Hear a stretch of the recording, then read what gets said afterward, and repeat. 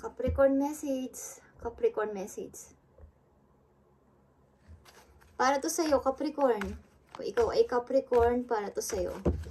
Message sa'yo, Capricorn.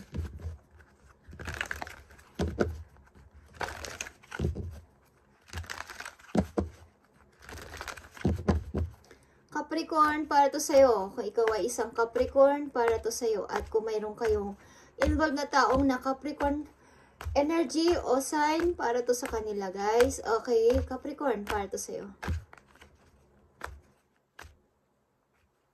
I need message for Capricorn. Ibigay mo ang message for Capricorn.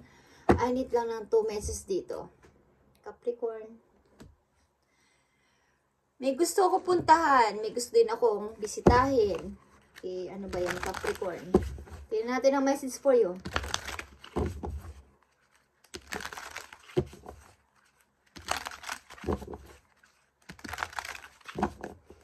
Message for Capricorn today.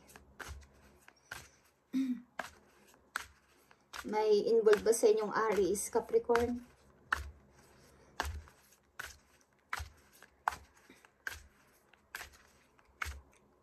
Okay, Capricorn, this is you. This is your message. Okay. Tingnan natin ang mga message for you. The Magician is here. Yeah. Tingnan natin ang unang message for you, Capricorn. You have the High Priestess dito. Meron kang mga hindi sinasabi, Capricorn. Meron kang something na mga plano, mga iniisip, but hindi mo pwede mo nang sabihin or wag mo munang ipagsasabi. This time, meron kang mga napag-isipan at napagtanto sa iyong sarili na kailangan ko nang mag-isip ng parang seryoso sa ngayon at gusto ko na ng parang yung pawang katotohanan lang this time. Gusto ko ng bago para sa sarili ko. Gusto kong i-balance ito bago ko to i-reveal sa lahat, bago ko to sabihin sa iba, bago to isabihin sa mga malalapit na tao sa buhay ko. Is gusto ko munang kumbaga mapagmuni-munihan to ng maayos. Okay? Tingnan natin. Yeah, Queen of Swords. Nakikita nyo ang Queen of Swords. Ang ibig sabihin nito, isa ka ng seryosong mag-isip talaga dito and gusto mo nang maging practical sa buhay. This time, maging logic sa lahat ng aspeto, lahat ng dedesisyonan mo, lahat ng gagawin mo at plaplanuhin mo is gusto mo na ng yung talagang katotohanan lang, seryoso at yung walang halong biro. Okay, dito Capricorn at titingnan natin yan. At message pa para sa'yo. Yan, nakikita nyo doon the Fool. At yung beginning for me. May gusto kong i-manifest. Katulad ng nanditong Magician. May gusto kong talagang seryoso na nasabihin sa inyo. May gusto rin akong puntahan. Marami akong gusto. Yung mga, parang yung mga dati kong hindi nagawa dati. Yung mga hindi ko nabuo na plano. Nabuo kong plano pero hindi ko na-try, hindi ko nasubukan is gusto ko nang i-try sapagkat malaya na ako ngayon. Kumbaga, free na ako ngayon, wala na akong iniintindi, na wala na yung mga bagahe kong daladala na napakabigat.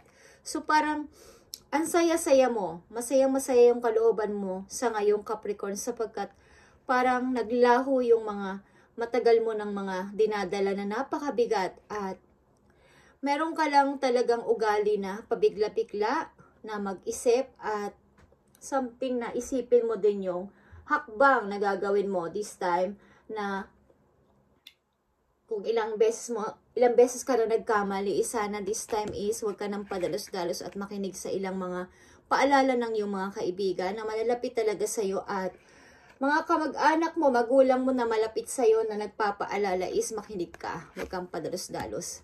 This time. Okay, yeah. Six of Swords. May gusto ka talagang puntahan at seryoso ka dito. Okay? Thank you, Spirit. Confirm natin yan, guys. Tingnan natin yan. Mga binabalak mo na yung Capricorn.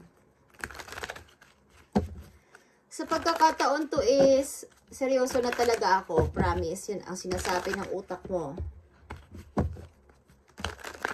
Malaya na kasi ako. Parang nawala na lahat ng mga bagahe ko. Parang yung mga bigat na pinapasan ko, bigat na problema ko. Parang nawala na. Parang may gusto kang samahan at gusto kang puntahan na tao. Hindi ko alam. But may gusto kang puntahan. May gusto kang bisitahin. Okay? Tingnan natin yan, guys. Message for Capricorn, i-reveal mo ang mga pinaplano ni Capricorn. Tingnan natin ang The High Priestess. Mukhang ito ay hindi mo pa kayang sabihin, parang lihim, okay? At maaring nakikinig ka sa iyong intuition o dapat kang makinig sa iyong intuition this time. Makinig ka sa sinasabi ng iyong puso this time. Okay, huwag mo itong palagpasin. Kung ano to, maging practical ka o logic ka na this time, Capricorn. Tingnan natin yan, guys. Sa Queen of Swords, dito sa Six of Swords, kaseryosohan na to. May gusto kang lisanin. Okay. Queen of Swords. Queen of Swords is Queen of Pentacles. Okay. Gusto mo na ng isang logic na decision, isang practical na decision na ikaw uulad ng iyong sarili, lalo na sa kaperahan. Okay. Pag-ulad sa pera, pag-ulad sa money, pag-ulad sa iyong sarili. Okay. At sa Six of Swords, yeah, may offer ka kasi. Meron ka gustong samahan na person ba, Capricorn? May offer ka. May gusto kong samahan na person. May gusto kang alisan ng palihim. Ano yan, Capricorn? Okay. Kailangan dito is nandito ang the Fool. Like I said kanina, ikaw ay may pagkaugaling padalos-dalos mag-isip at mag-decide. Careless ka din minsan is makinig ka sa payo o idea o opinion ng ibang mga nakikilala mo at malalapit na tao sa buhay mo, sapagkat baka ma-mistake ka na naman dito sa offer na to at magkamali ka. So, kung nag-iisip kang umalis o lumayo, magtanong-tanong ka din at humingi ng idea o opinion ng ibang tao, okay? But, something na meron kang lihim, meron kang nililihim this time, Capricorn. Tingnan natin. Ang The High Priestess dito, Capricorn. Message mo to ngayon, Capricorn, sa kasalukuyan. Okay, Capricorn. The High Priestess, ipakita mo ang tamang mensahe dito para magkaroon sila ng idea o ng guide. Tingnan natin. Capricorn. The High Priestess. Stand your ground, Capricorn. Okay, yeah. Something, guys. Pinaglalaban mo lang kung ano ang iyong pananaw, yung prinsipyo mo. Maaring pero defensive ka rin sa sarili mo na, yeah, kailangan kong ipaglaban ang sarili ko dahil mag-isa na lang ako ngayon. Parang wala akong masyadong mga naniniwala sa akin, maraming tumutulig sa akin, maraming nagagalit sa akin, maraming mga taong ayaw sa akin.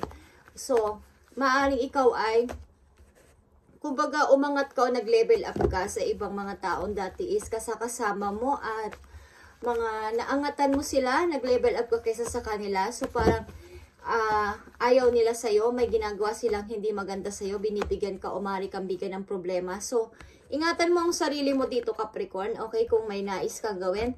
At ito pa rin, sa pagiging isang practical ito na decision is panindigan mo ang sinabi mo, panindigan mo ang gagawin mo at protektahan mo rin ang sarili mo. Okay? So, tingnan natin dito ang The Fool. Okay? The Fool para sa mga Capricorn. Handang-handa ka na talaga sa iyong bagong gagawin na to. Tingnan natin ang gustong sabihin sa iyo ng iyong mga guidance dito sa The Fool. Okay? Yeah. Awareness is here. Ang ibig sabihin nito, ito ay magician, guys. Nandito rin ang magician, like I said, is tumanggap ka din ng opinion, like I said dito, ng ibang tao, mga idea ng ibang tao, maging aware ka din at maging aware ka sa mga messages na ipapadala sa iyo ng heaven, okay? Dito sa iyo mga paplanuhin na to, sapagkat ito ay offer. May tatanggapin kang offer dito, kaya masaya ka and gustong-gusto mo to. Ito ay parang adventures o adventure sa iyo to, parang yeah, bago to sa akin, bago sa paningin ko, bago sa pandinig ko, bagong offer. Something, guys, mag-ingat ka dito sa offer na to at maging aware ka at pakinggan din ang opinion ng ibang tao katulad ng sinabi ko kanina. Okay, makinig ka din sa opinion ng ibang tao, ng mga taong talagang loyal sa'yo, okay? na pinagsasabihan ka din, balabalansihin mo ang mga opinion nila at opinion mo din sa sarili mo para hindi ka mapahamak. Okay, Capricorn? Meron kang gustong itry na offer. I feel. Meron kang gustong itry na offer. Tingnan natin ang message sa'yo dito para sa iyong sarili. Galing sa healing energy message. Okay, para meron kang guide sa iyong sarili. Okay. Message for Capricorn.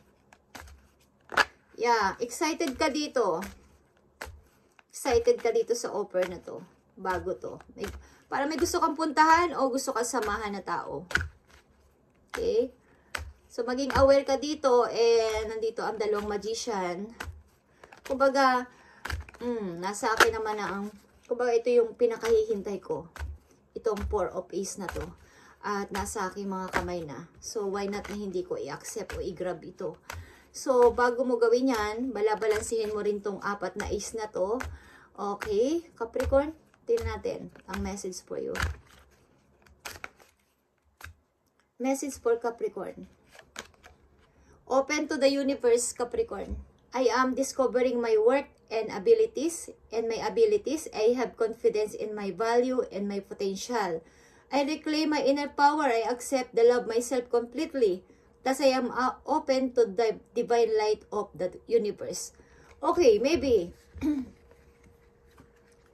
Kaya sinasabi ko dito kayo na sobrang saya nyo and nawala na lahat ng mga bagahe ko sa buhay. And I'm free. Gusto ko ng bagong journey sa aking sarili. And gagawin ko to this time sa offer na to. Payag ako dito. So maybe, kumbaga, yung abilities mo, yung mga yung kahalagahan mo hindi na-appreciate ng ibang tao, that is, katulad sinabi ko is, makinig ka sa iyong sarili and ipaglaban mo ang iyong prinsipyo, pananamuan. Depensahan mo ang iyong sarili sa anumang dapat sa iyong, kung may mga nagbibigay sa ng problema, proteksuhan mo rin ang iyong sarili, Capricorn, sa mga gagawin mo. Simula sa araw na to, okay, maaaring nagkaroon ka na ng confidence o tiwala sa iyong kakayanan at nalaman mo na, kaya ko pala mag-isa. Kaya ko pala na wala kayo sa buhay ko. So, kung gagawin mo yan, ang mapapayo ko lang sa iyo dito is, balabalansihin mo yan, okay, and huwag padalos-dalos ang pag-decide. Kailangan ang tamang pag-desisyon dito. And nandito ang the High Priestess and dalawang magician. Something na ikaw talaga ay nasa seryoso ng pag-iisip sa ngayon and kumbaga, final final offer para sa'yo. Ito ay final offer na alam kong kakaiba at kailangan ko itong i-accept. So, maaring i-accept mo to at papakinggan mo ang iyong sarili sapagkat this time, ito na talaga yung bago kong journey. Ito na yung bago kong buhay. Ito na yung bago kong mundo na kailangan kong itry. Bakit hindi ko itry? Okay. So, i-open mo yung sarili mo sa divine light of the universe. Okay, i-open mo. Kumbaga, makipag-connection ka sa iyong mga angels, kay God, sa universe na ikaw ay i-guide sa lahat mong paplanuhin simula sa ngayon. Mula sa araw na to, Capricorn, sapagkat nandito ang the Fool and dalawang magician. At nandito din ang High Priestess. Napakaganda nitong reading para sa iyo at i-accept mo lang o makipag-connect siya sa iyong mga guardian. Okay? Para mag-ask ka ng help sa kanila para ikaw ay i-guide sa lahat mong gagawin at papasimulan mula sa araw na to. Napakaganda, Capricorn. Okay. God bless and pagpalain ka ni Lord. Capricorn,